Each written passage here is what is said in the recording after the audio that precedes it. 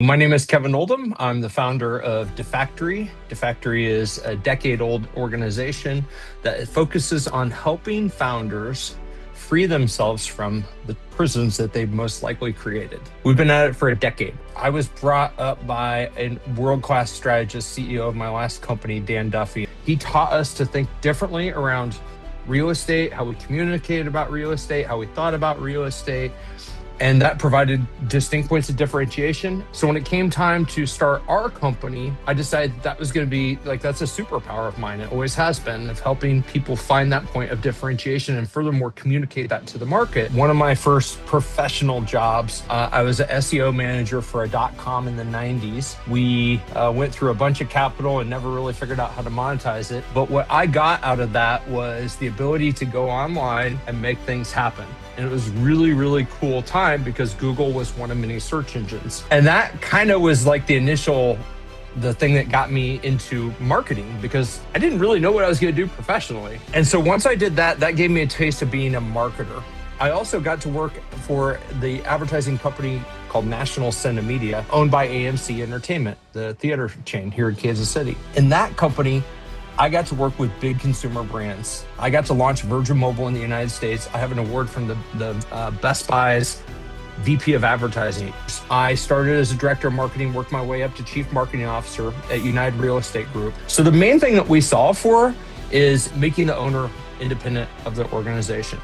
So a lot of people are operators, and that's amazing, but they wish to ascend up to the owner seat and actually have an asset that can be transferred. So we specialize in that. The funny thing is the same things that you do to make it so that a business can be independent of the owner are the same things that you would do to prepare to sell that asset. I have a very specific methodology that we follow through the Exit Planning Institute. We've got various playbooks and ways that we go through helping people. When people get to know me, they know that I deeply care about their business, and I care more about the financial health of their business than I do just revenue. You know, I've been doing reps in life for 30 years. I've reflected a lot back on why I was the most trusted advisor a lot of times at my last company and still am a decade later. Old franchisees reaching out to me. It's because I care. And I offer unconditional tough love. That's kind of the brand that I've given myself. So a lot of the work that we do is longer term. And so I want to get quick wins really quickly.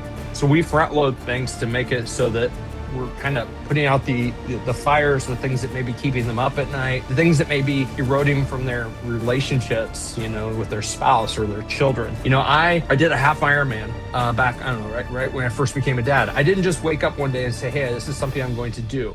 I had a nutritionist. I had a triathlon coach who had to teach me how to swim. I didn't know how to swim. I then engaged another coach as my training matured. I had a nutrition plan throughout the entire process. I had a 6-month training plan. I went through everything to make sure that I could be successful, right? If I would have been missing any of those components, I would have quit. I would not have been successful. I'm a movie guy.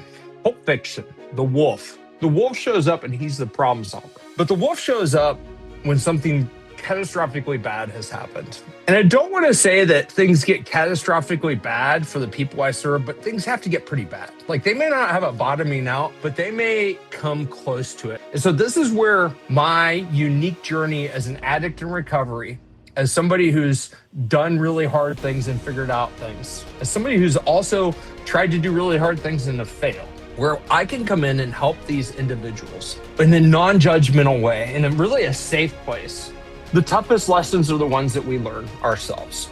And I had a front row seat to an untransferable business. So my mom, who's no longer with us, was the skateboard queen of Topeka, Kansas, my hometown. So back in the 80s, when boards started to go, skating started to go mainstream, my mom owned a skateboard shop called Square One Inc., Square One Skateboards. And that business ran for about 5 years until my dad got a new job in Kansas City, and we just shut down the store, sold the inventory, and left. And that kind of left this little imprint. I didn't realize it was gonna be important until 30 years later.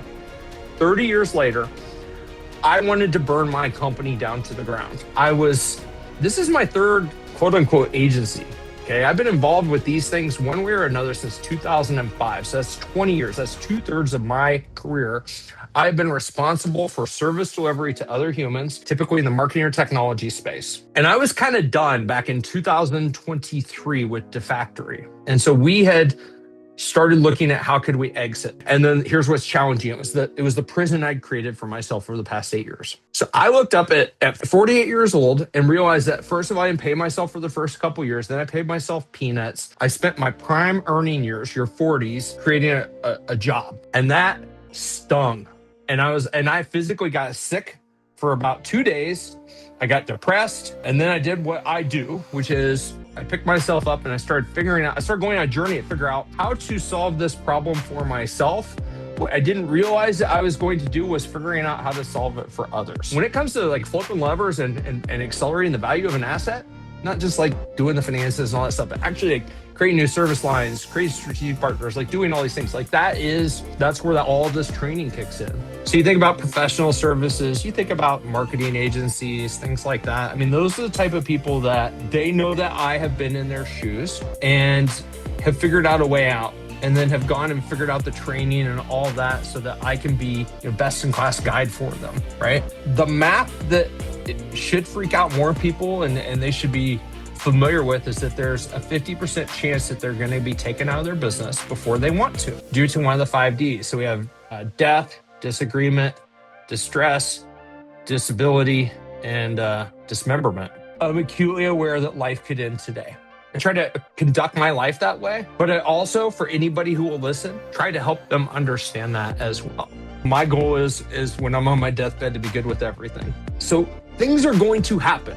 The world will challenge you. Absolutely. So why not be proactive and be prepared for it? That the exit planning industry doesn't focus enough on what happens to the founder once they've exited their business. A lot of work needs to be done there.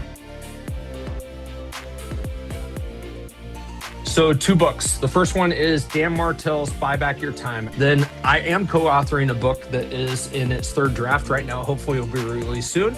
It's called The Tao of Unbreakable. It's with my good friend Jose Bolaños in Nicaragua. It's a way of life that helps you face a volatile, uncertain, complex, and ambiguous VUCA world. If I could have one word on my tombstone, it would be filament.